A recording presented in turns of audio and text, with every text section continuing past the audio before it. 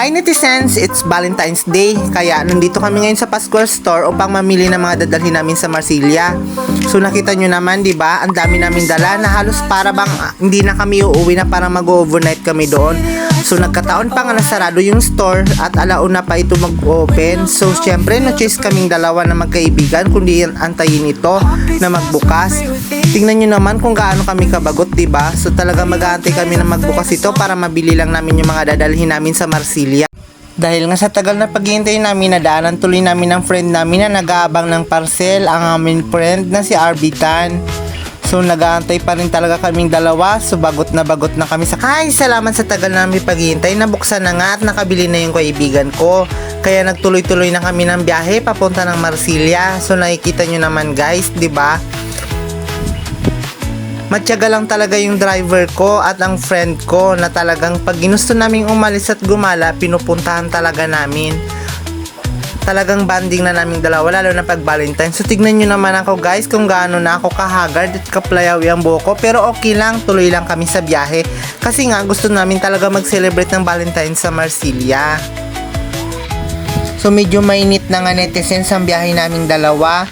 So kaya medyo mabilis na ang patakbo ng aking friend dahil nga alam namin na mahahapunan na kami kung sakali mang maliit kami ng dating sa Marsilia. So kaya pansin nyo ba na parang mabilis na yung takbo. So natanaw na nga namin yung dagat. Nakatanaw na kami ng dagat.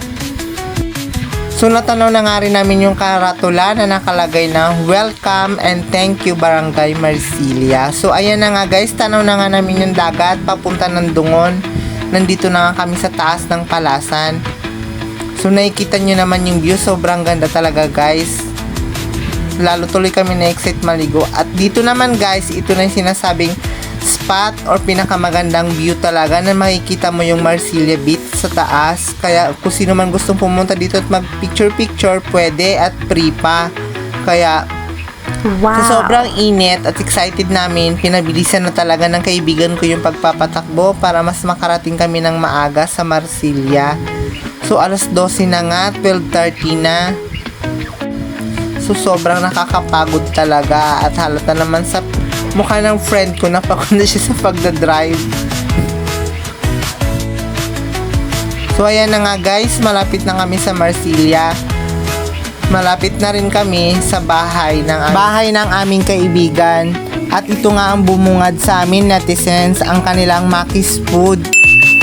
Sa lahat po ng pumupunta ng Marsilia na naghahanap ng perfect na kainan at pahingahan, punta lang po kayo dito sa Maki's Food. Huwag na po kayo magdalawang isip. Sobrang ang sarap ng mga menu po nila at very affordable ang kanilang price. At maganda po mag-entertain ang mismong may-ari ng Maki's Food. Kaya ano pang hinihintay nyo guys, punta lang kayo dito pag kayo nagugutom.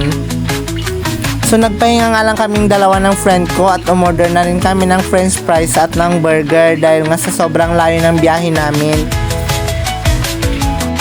Sa haba naming paglalakbay netizens, narating na rin namin ang Marsilia Beach. So nakita nyo naman yung view, sobrang perfect at napakaganda. So nauna na nga kaming dalawa ng aking friend dahil inaantay pa nga namin ang aming mga kaibigan dahil sila ay naglalakad lang at kami nauna na dito sa Marsilia Beach. So tingnan nyo naman ang view, sobrang ganda at meron din namang mga tao na nagsiselebrate ng Valentine's Day ngayong araw. Kaya medyo hindi kami masyadong naiilang dahil meron kaming mga kasabayan na mga ibang tao. At dahil nakapahinga na kaming dalawa, hindi na kami haggard. So dumating na nga aming mga kaibigan at nagsimula na rin kami mag-prepare ng aming mga gagawin. Habang bumibili yung dalawa, nagsisimula na kami magchikahan. Grabe, sobrang ganda talaga ng view dito sa Marsilia Beach. Na talagang pag ikaw lang mag-isa, ang sarap mag-relapse or magbuni-muni at kalimutan yung mga bagay na alam mo namang posible na mangyari kahit kailan. So nag-prepare na rin kami ng aming mga lulutuin, liempo, pusit, puro ihaw lang aming mga plano dyan. So yan naman ang friend ko na punong abala. Meron din kaming tarawis na iniihaw lang din namin kahit ang pusit at ang karne na aming daladala. So umawra na nga ang friend ko, ala Marimar yan. Ow! So sexy diba ang bonggang suot ng friend ko. So kasama rin pala namin aming friend si Jimber, ang anak na may-ari ng Maki's food ang kanyang kapatid na si Maki, ang aking alaga na si Pulodong at si Bilog. So luto na nga yung foods, ready to eat na. Naligo na rin kami ng friend ko para mawala na ang aming ubo na halos silang araw na. So busy na yung mga kasama namin sa pag-ihaw at pagkukwentuhan ng kung ano-ano. So sobrang ganda talaga ng view dito sa Marsilia. Talagang mag-i-enjoy kapag itong pinagmamasdan mo habang boring ka sa life. So punong abala na nga kami sa kwentuhan at chismisan ng kung ano. Busy-busyhan na nga inyong lingkod sa paghiwa-hiwa ng kanilang mga naluto.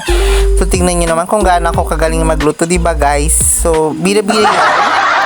So ang una kong hiniwa-hiwa ay ang puset. Sinunod ko naman yung pork na kanilang inihaw. At syempre alam ko naman natakam na rin kayong makita yung mga ganyang foods. So ready to eat na guys. So wala na rin kaming ibang ginawa kundi magkwentuhan, chikahan at kainan na rin. At naligo na nga ang iba naming mga kasama. Naligo na nga ang mga friend namin na si Jimber, Bilog, Polodong at ang kanyang kapatid na si Maki. Habang kami naman ng friend ko nakaupo lang sa play at pinapanood sila. Tuwang-tuwa yung mga bata. Nakala mo ba naman excited at ngayon lang nakababa ng dagat. Isamantalang dito talaga sila naninirahan sa Barangay Marsilia o iyan. Grabe talaga ang enjoyment nila habang kami nakaupo lang at sige lang kaming mukbang na mga foods na aming niluto. May dala kaming alak kaso hindi rin namin nainom. At naubos na nga aming oras dito sa Marsilia Beach. So ready na kaming umuwi mga netizens. Maraming salamat po sa aming mga nakasama ngayong araw sa araw ng mga puso.